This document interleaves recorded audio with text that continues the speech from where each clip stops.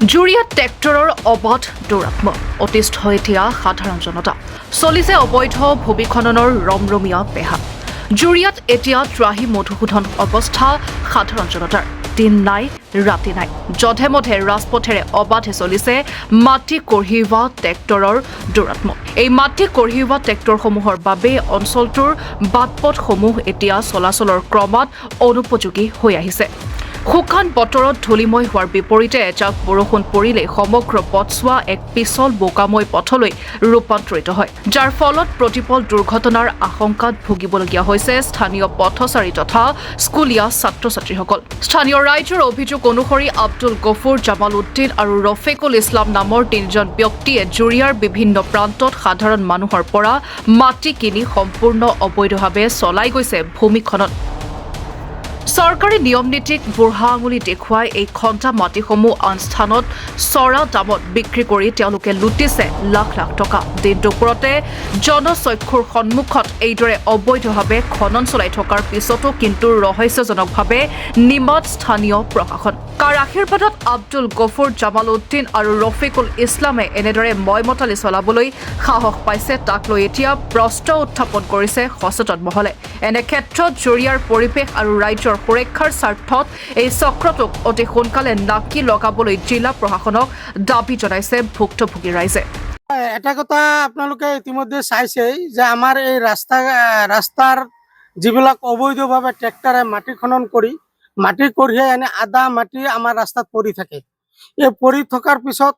অলপ বৰষুণ দিলে মানুহৰ যাতায়াতৰ ব্যৱস্থা মানে বেয়া হয় স্কুলীয়া ছাত্ৰ ছাত্ৰীৰো যাতায়াত কৰিবলৈ অসুবিধা হয়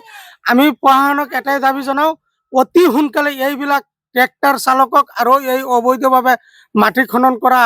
মানুহক অতি শীঘ্ৰে ইয়াৰ বিহিত ব্যৱস্থা ল'ব লাগে মই প্ৰশাসনক এটাই দাবী জনাইছোঁ আজিকালি আপুনি চাওক এই আজি যিটো মানে দেখা পালোঁ ট্ৰেক্টৰেদি মাটি লৈ গৈ আছে আধা মাটিত মানে ৰাস্তাত পৰি আছে এইবিলাক মানে অলপ বৰষুণ দিয়াৰ লগে লগে এই আমাৰ স্কুলীয়া ছাত্ৰ ছাত্ৰী আৰু এই বাইক লৈ অহা যোৱা কৰা বহুত অসুবিধা হৈছে মানুহৰ বহুত অসুবিধা হৈছে আৰু এই কিছুমান এই ঠিকাদাৰবিলাকে এই ট্ৰেক্টৰৰ কণ্ট্ৰেক্টাৰবিলাকে এই অবৈধভাৱে মাটি খনন কৰি আমাৰ জিলা আয়ুক্ত মহোদয়ক এটাই অনুৰোধ জনাওঁ যে অতি সোনকালে ইহঁতক নাকি লগাব লাগে ট্ৰেক্টৰ কৃষি কামৰ কাৰণে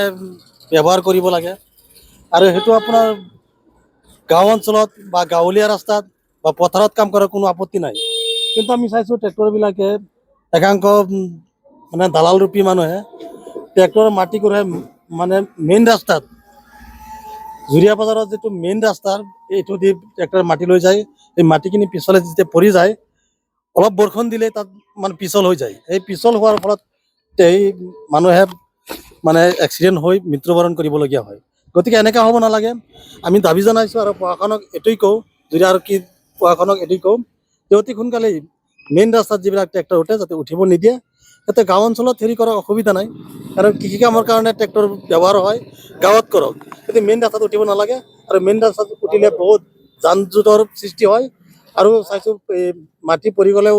তাত বৰষুণ দিলে পিছলীয়া হৈ যায় তো তাত এক্সিডেণ্টৰ ভয় থাকে গতিকে আমি দাবী জনাইছোঁ প্ৰশাসনক অতি সোনকালে এইটো বন্ধ কৰক এইটো বন্ধ কৰিব লাগে তাৰ কাৰণে আমি দাবী জনাইছোঁ